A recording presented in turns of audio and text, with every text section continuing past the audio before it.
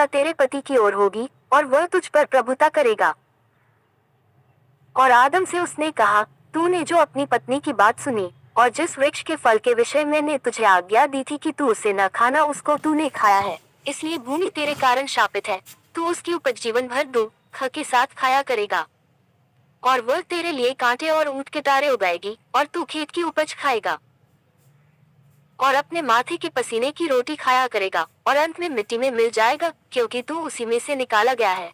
तू मिट्टी तो है और मिट्टी ही में फिर मिल जाएगा। और आदम ने अपनी पत्नी का नाम हव्वा रखा, क्योंकि जितने मनुष्य जीवित हैं उन सब की आदिमाता वही हुई। और यहोवा परमेश्वर ने आदम और उसकी पत्नी के लिए चमड़े के अंगरखे बनाकर उनको पहना दिए।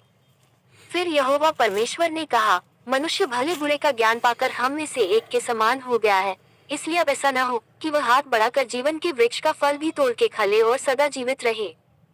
तब यहोवा परमेश्वर ने उसको अदन की बाटिका में से निकाल दिया कि वह उस भूमि पर खेती करे जिसमें से वह बनाया गया था। इसलिए आदम को उसने निकाल दिया और जीवन के वृक्ष के मार्ग का पहरा देने के लिए अदन की बाटिका के पूर्व की ओर करूबों को और चारों ओर घूमने वाली ज्वाला में तलवार को भी नियुक्त कर दिया। सहायता से एक पुरुष पाया है। फिर वो उसके भाई हाबिल को भी जन्मी, और हाबिल तो भेड़ बकरियों का चरवाहा बन गया, परंतु कैन भूमि की खेती करने वाला किसान बना। कुछ दिनों के पश्चात कैन यहोवा के पास भूमि की उपज में से कुछ भेंट ले आया, और हाबिल भी अपनी भेड़ बकरियों के कई एक पहिलौए बच्चे भेंट चढ़ाने ले आया और उनकी चर्बी भी चढ़ाई। तब यहोवा ने हाबिल और उसकी भेंट को तो ग्रहण किया, परंतु कैन और उसकी भेंट को उसने ग्रहण न किया। तब कैन अति क्रोधित हुआ और उसके मुंह पर उदासी छा गई।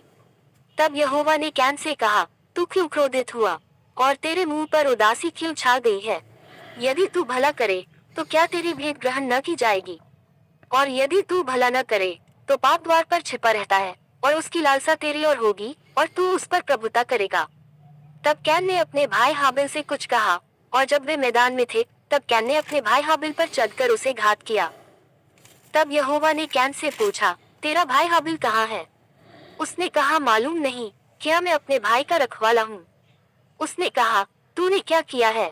तेरे भाई का लोहू भूमि में से मेरी ओर चिल्लाकर मेरी दोहाई दे रहा है। इसलिए अब भूमि जिसने तेरे भाई का लोहू तेरे हाथ से पीने के लिए अपना मुंह खोला है, उसकी ओर से तू शापित है। चाहे तू भूमि पर खेती करे तो भी उसकी पूरी उपज फिर तुझे न मिलेगी, और तू पृथ्वी पर बहेतू और भगोड़ा होगा। तब कैन ने यहोवा से कहा, मेरा दंड सहने से बाहर है। देख, तूने आज के दिन मुझे भूमि पर से निकाला है, और मैं तेरी दृष्टि की आड़ में रहूंगा और पृथ्वी पर बहेतू और भगोड़ा रहूंगा।